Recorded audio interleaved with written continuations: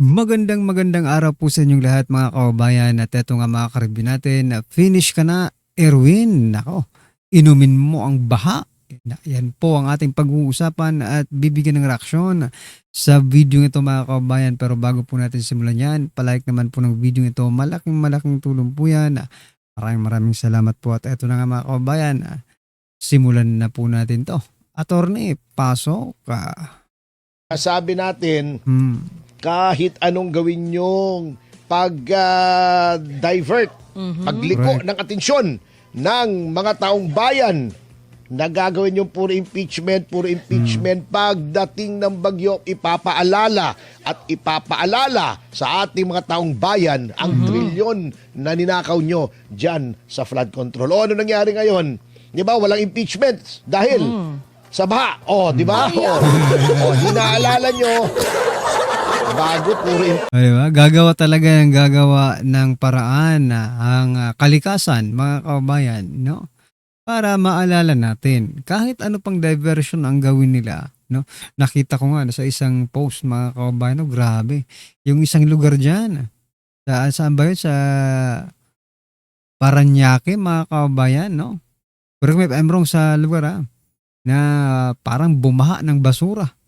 Oo, parang bumaha hindi rin parang, talagang bumaha ng basura. Anong klaseng itong gobyernong ito mga kababayan, di ba? Tapos gustong-gusto nyo mag-invest dito yung mga foreigner, yung mga foreign investor pumunta sa Pilipinas. Paano kung yan ang bumungad sa kanila? Yari na, di ba? impeachment Mag-impeachment lang muna kayo, habang nagkakagulo ang taong bayan, di ba? Dito sa baha na ito.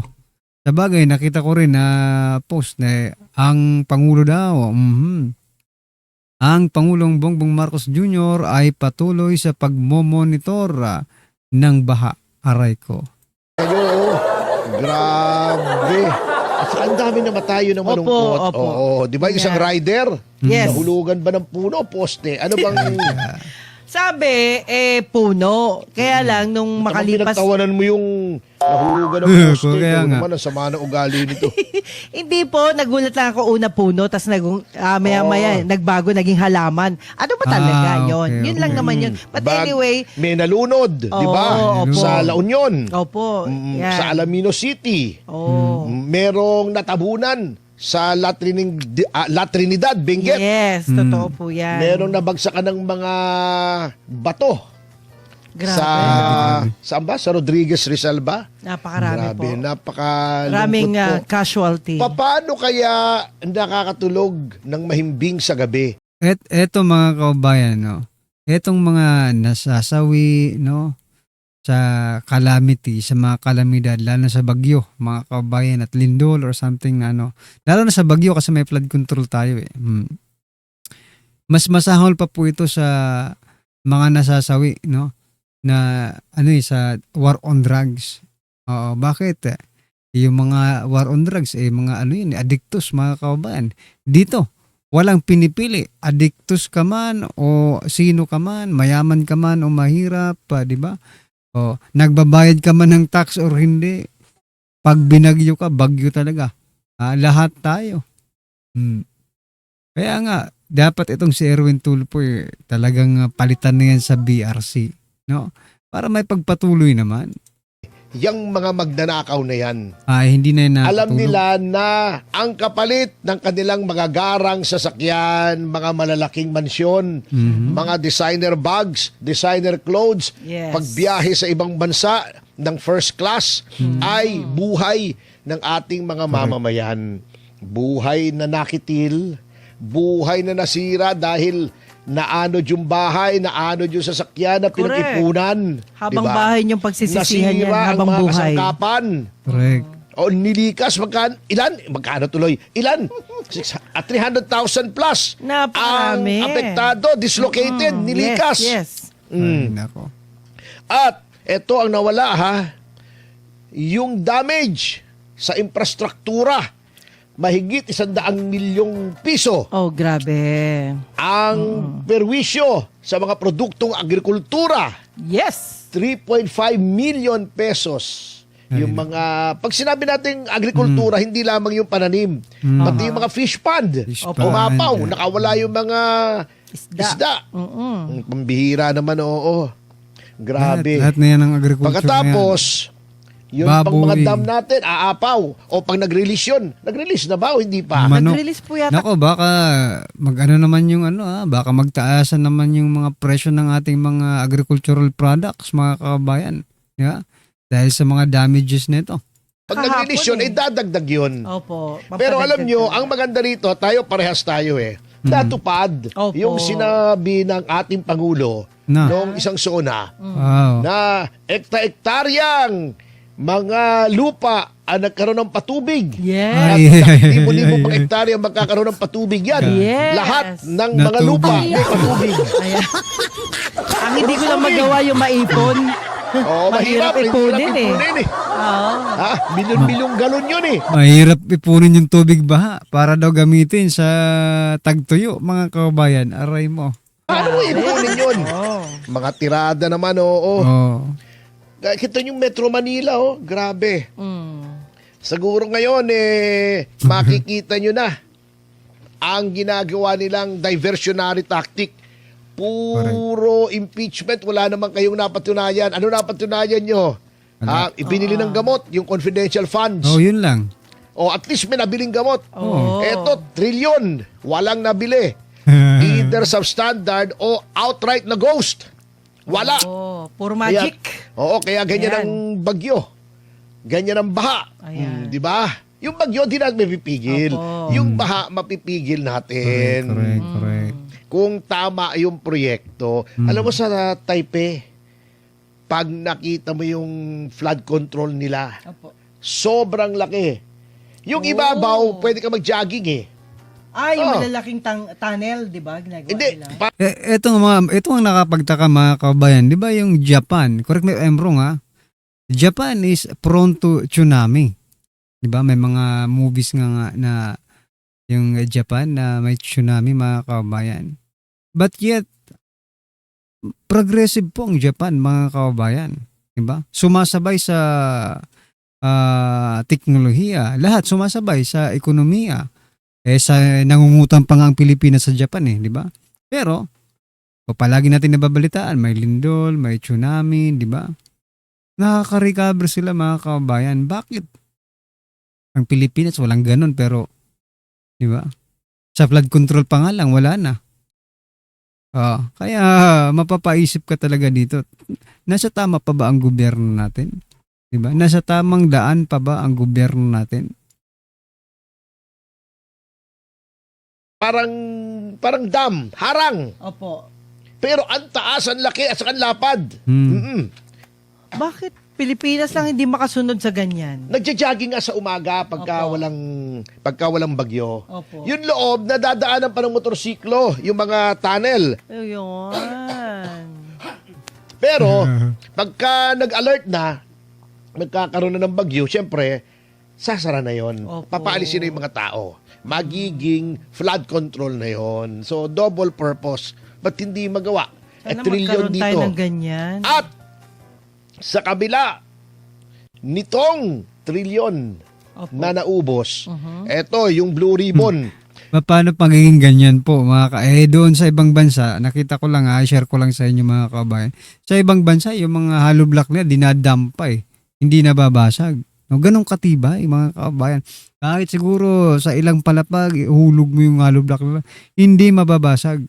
Sa Pilipinas, pag di-deliver pa lang ng hollow block, lang dahan-dahan dahan-dahan pa yung hawak Dalawang kami pang ihahawak, kailangan hawak mo kasi kapag yan ay sa gilid mo lang hinawakan, wala. 'Di ba? What I'm trying to point out, mga kabayan, napaka low quality talaga. Oo.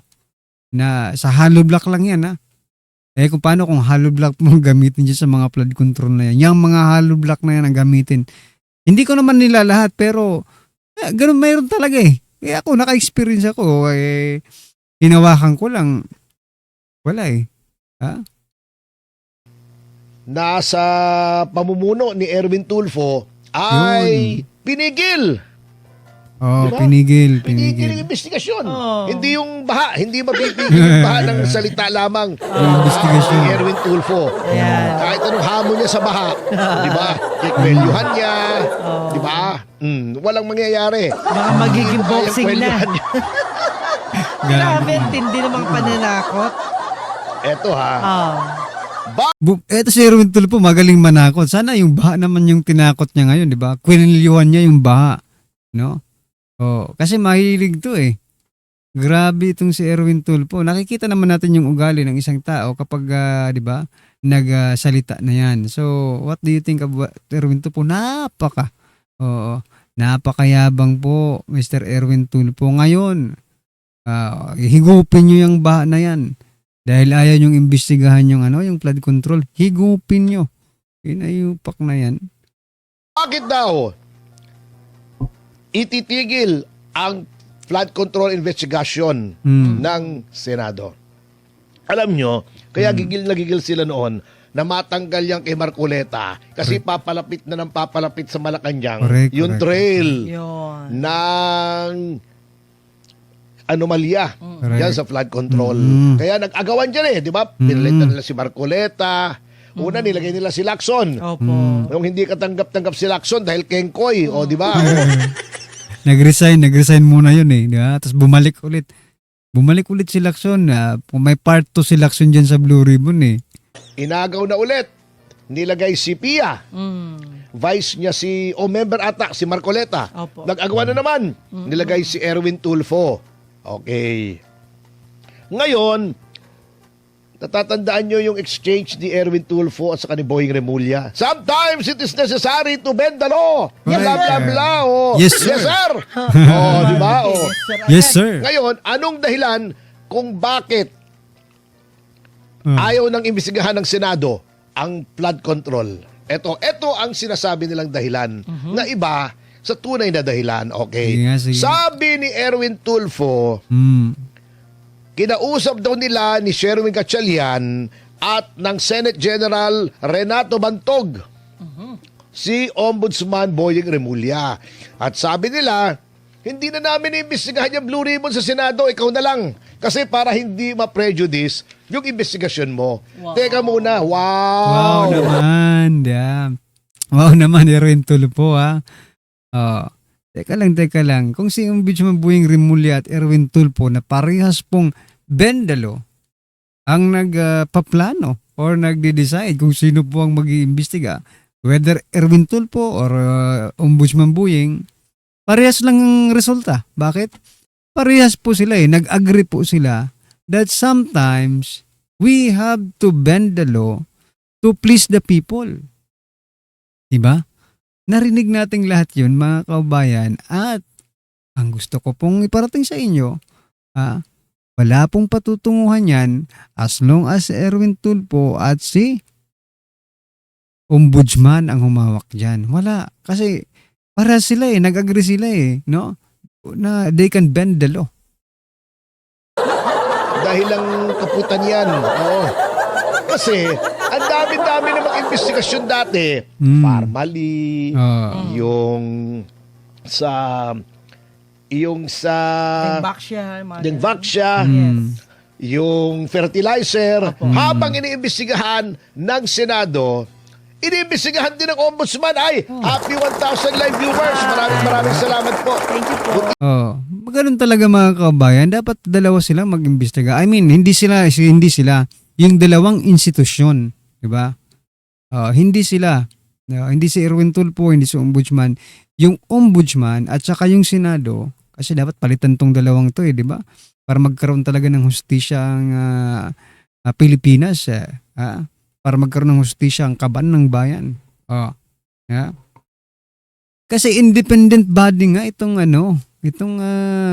kahapon ko pa ito sinasabing hinayupak na ito itong Ombudsman is an independent body. Okay? Yung Senado is another independent institution, mga kabayan. Diba? Co-equal branch ng gobyerno natin yan. Yeah? So bakit ka, ikaw na Senado, bakit mo bibigay sa ombudsman yung pag-iimbestiga. Where in fact, it is your duty. It is your mandate to investigate. Diba? Hindi eh. Hindi ito pwedeng imbestigahan ng Senado. Ayon kay Erwin Tulfo. Ha? Bakit? This is my speculation, mga kaway. Dahil hindi Duterte ang sangkot eh. Diba? Oh, sa Duterte, 125 million kailangan pag-usapan, mga karibin natin. Bakit? Duterte. Diba? Impeach Duterte. Ay, grabe. Dito pa lang nakikita na natin kung gaano kabalahurang mga hinayupak na ito eh. Ha? Sa susunod, mga karibin natin, wag naman tayong pumili ng mga ganitong senador. Ha? Opo. Dihadong-dihado po tayo dito, mga kababayan. Biruin mo ha.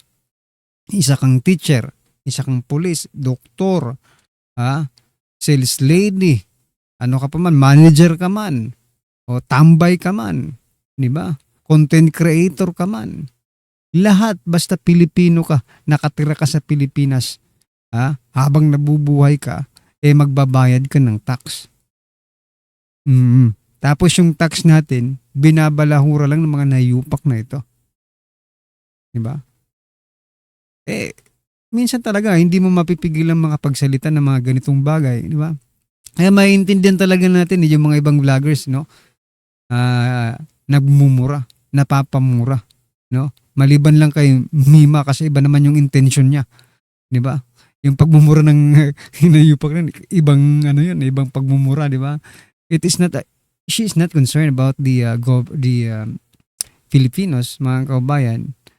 Concerned siya sa ganun eh, di ba? Anyway, what I'm trying to point out, mga kababayan, next time, no? Pumili naman tayo ng medyo medyo maganda. Ang breeding, kumbaga sa mga manok pa ay magandang breeding, ayan. Napagtanto nyo na kami, laib ngayon, laib. Anong live? Live, ayun. Anyway, di ba ganun? Wala namang problema eh. Number 2, bakit mape-prejudice ang investigasyon ng ombudsman? Correct. Ito naman, legislative inquiry. Oh, Independent naman yung ombudsman. correct. Hindi ba halatang dahilan lamang? Banatan Ito, mo, ang banatan. tunay na dahilan. Yun ang dahilan Yes. ni Tulfo. Oo. Ito ang tunay na dahilan. Kapag inimbestigahan yung flood control sa Senado, Sige. Banati. although ang chairman ay si Erwin Tulfo, Correct. hindi ka full control dyan. Yes. Kasi pag inimbestigahan yan, kahit sinong senador, kay membro, kay hindi ng Blue Ribbon, Magtatanong. pwedeng pumunta at Correct. magtanong. Yun ang Ayun. policy. Ganun. Hindi lang siya pwedeng bumoto Opo. kung merong question before the committee. Pero Kasi kung baga, if you are the chairman, mga kababayan, kasi minsan na rin tayong naging chairman, di ba? Chairman ako ng club. Sa club lang, mga kababayan, sa school, no? Sa department namin, alright? So, mahirap eh, no? Mahirap because you cannot decide by yourself, di ba? Hindi ka makakapag-decide sa sarili mo lang, mga kababayan.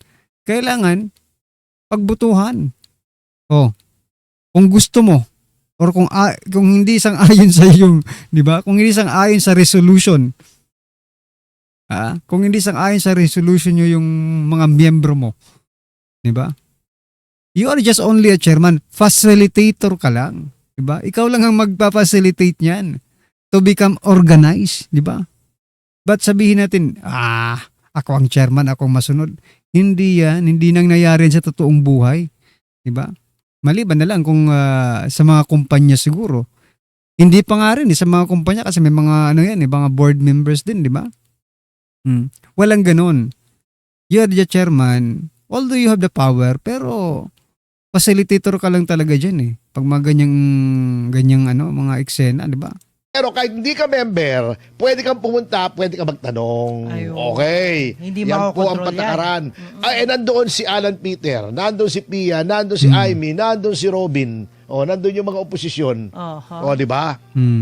Hindi mo mapipigil yan. Hindi. Sa ombudsman, yun lang ombudsman na tuta ng Malacanang ang mag-iimbestiga. Kontroladong-kontrolado. Kahit na siguro hindi imbestigahan, attorney. Kahit na hindi imbestigahan, wag na magsayang ng pera sa pag-iimbestiga. Alam na natin yung resulta. Di ba? May desisyon siya rin. Siyempre, kontrolado at hindi mapapublicize. Pag Blue Ribbon Committee yan, mate-televise pa yan eh. Ayun. Correct. Oh, eto, secret, parang ICC.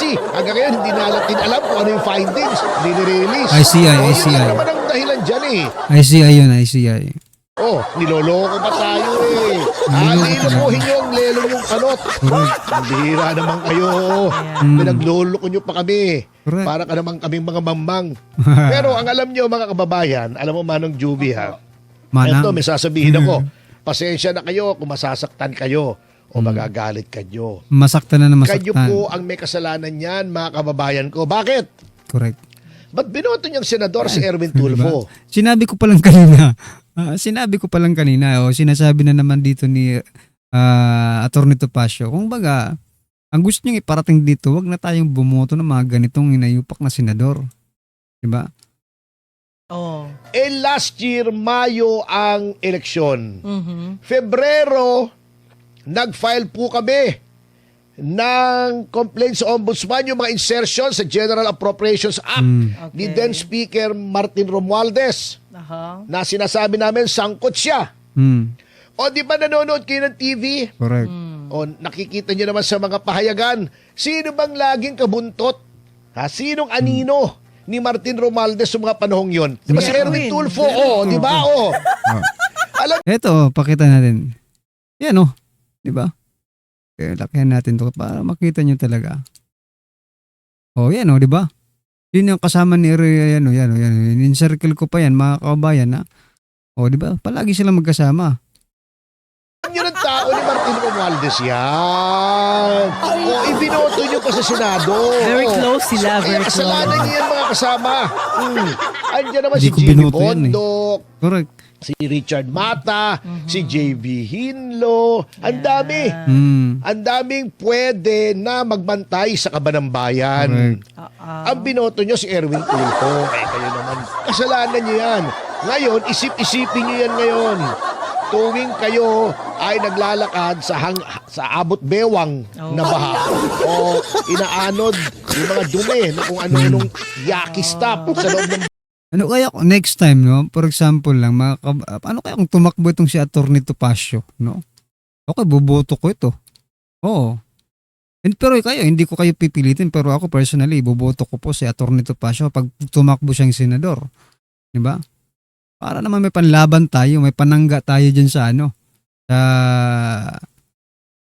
sa Senado, di ba?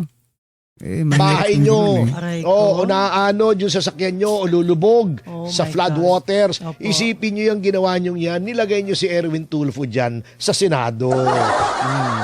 At isipin nyo kung uulitin nyo pa yan. Walang sa sisihan. 2028. Wala na Pasensya na kayo ha, huwag ulitin kayo pa. magagalit sa Walang akin. Real sisihan. talk lang. Binoto nyo yan eh. Yun Binoto lang. nyo si Bam, binoto nyo si Kiko. Oh. Unless, sasabihin natin na hindi yan elected, kundi com-elected. Oh. Pwedeng cumulated yan mga kabayan kasi 'di ba? Hindi man sila pumasok sa sa survey, 'di ba? Hindi nga natin nakita sa balita na mayroong Kiko, mayroong Bam, pero nakapasok pa rin. Top 5 pa. Top 5 pa mga kabayan. O 'di ba? Cumulated yan. Cumulated. That's the Gusto ko yan, result. Mm. Yan na. Sasabihin Gusto ko yan, pa, hindi cum-elected. naman kami for fact-finding, for legislation kami. Ah. Bakit yung Quadcom? O bakit yung Pharmaly ni Gordon? Bakit yung Dingbaksya? O di ba? Tignan nyo kung anong pwedeng legislation. Opo. Oo. Eh hindi pwede kasi baka hindi kayo kaalyado. Ipatawag yung mga kaalyado yung congressmen na contractors. Oo. Baka ipatawag si Speaker Martin. Ayaw nyo, di ba? Oo. Kaya ayaw nyo. Takot yan. Takot yung mga hinayupak na buhay. Takot silang ipatawag si Martin, di ba? Ang tagal-tagal ng investigasyon. Ha? Yan, sa Senado, sa House of Representatives, kay Lacson, kay Erwin Tulfo. Pero alam nyo kung kay Senator Marcoleta. Actually, inimbitahan naman talaga kay Senator Marcoleta. Hindi lang sumipot.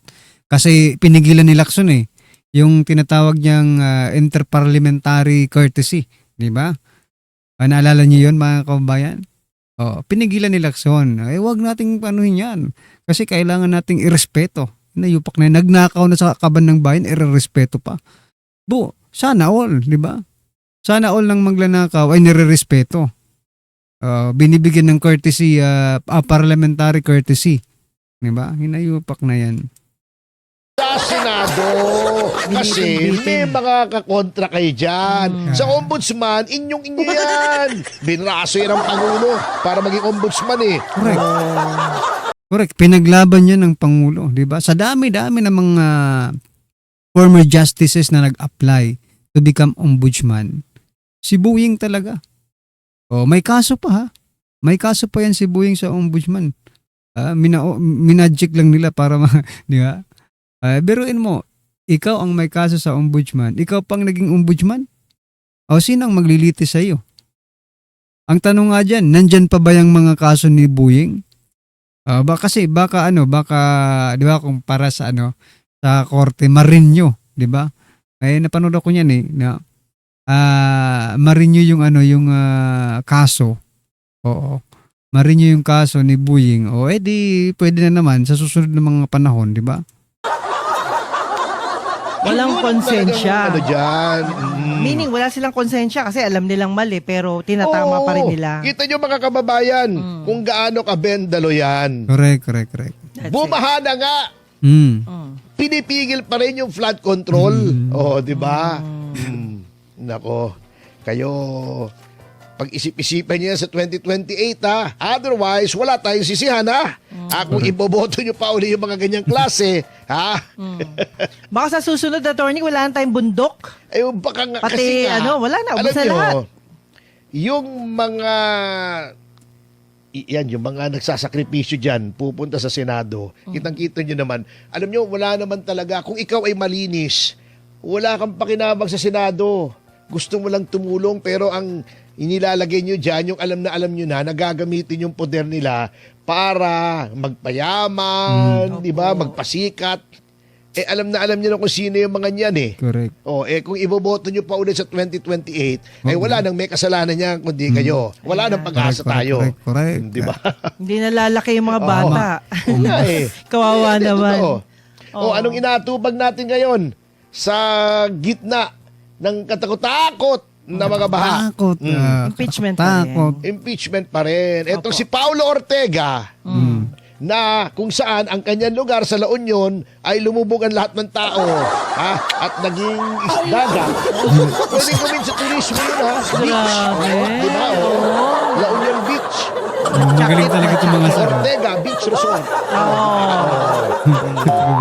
Yan. Si Disgrasya. Ortega. Di ba nakita nyo na ang style niyan doon sa Quadcom? Ibinalik nyo eh. Di ba? Di ba? Ibinalik nyo yung mga taga-La Union. Binalik nyo. Binoto nyo ulit eh. Kaya wala tayong sisihan kung lumalangoy kayo ngayon dyan sa La Union. Real talk. Real talk Alam lang. ko magagalit kayo sa akin, pero yun talaga po eh. Wala akong nakikitang ibang dahilan eh. Huwag niyo sabihin walang lumaban niya kay Ortega. Baka walang kalaban nga, attorney. Sabi ni Para sa kay Romualdez, di ba? Nanalo pa rin dito eh. Paano hindi mananalo? Pinadisqualified yung kalaban, mga kababayan. Walang kalaban. itong si Ortega, ito, matatawa ka talaga eh, ha? Sabi niya, makakadiscovery pa daw ng mas maraming alias na nag-receive ng confidential funds. Gagi. Syempre, Alam naman isa lang, magduda kayo, di ba? Magduda kayo kung si Mary Grace Piatos lang ang ahente, di ba? Malamang marami pa yan, marami pa kayong makikita dyan. O, ibig sabihin lang, niyan mga kabayan, the Vice President is working, di ba? Working the network, di ba? Maraming network na, syempre, di ba? Kasi kung isa lang, kaduda-duda naman. 125 million tapos isa lang yung ano mo. Isa lang yung CI mo. Hindi pwede yun. tayo pinaglululukin itong mga KMU na to eh. Ay, naku. Kamoting may ulalo. Ayan. Bumili ako kamote kahapon. Ano ba? Wala namang ulalo. Wala. Maayos naman. Ayan. Okay, maigi naman. Opo. Siyempre, Siyempre, confidential fund, di Correct. alias nga. Ayan. Pambihira. No? That's Alam niyo, natural. nagtataka ako sa style na to. Huwag mong sabihin hindi nila alam yan. Alam nila yan. Ang tagal-tagal ko nang alam sa gobyerno, ang confidential fund, yung mga informant, alias talaga. Hindi. Tanungin mo yung mga elementary student, mga kabayan. Tanungin natin yung mga elementary, ano ang confidential? Diba? Eh, masasagot nila yan. So meaning, itong mga hinayupak na itong mga nasa House of Representatives, mga karibin natin, ay, kung hindi nila maintindihan yung confidential, meaning, mas malala pa sila sa mga elementary students, no? Oh, usahan tayo. Lalo na yung mga, sabihin natin, yung mga grade 6, pataas, di ba? Grade 5. They can answer directly what is confidential. Di ba? O, mas matatalino pa nga ngayon yung mga bata eh. Ha? Kaysa sa mga inayupak itong mga honorable. Di ba? Confidential na confidential, hindi nyo malaman. O anyway, sa bagay, binabaha na tayo ngayon, mga kabayan. O, sabi nga, ito, paalala lang. Malayo pa naman, pero paalala lang. Sana naman po, sa susunod, wala na tayong ibobo itong mga hinayupak na mga maletagang kasi mauubos lang ang kaban. Pero wisyo sa bayan. Ayan, mga karibin natin, ano ang po ang inyong opinion? Reaction, just comment down below. At syempre, huwag mong kalimutang i-like ang video nito. Malaking tulong po yan. Maraming salamat po.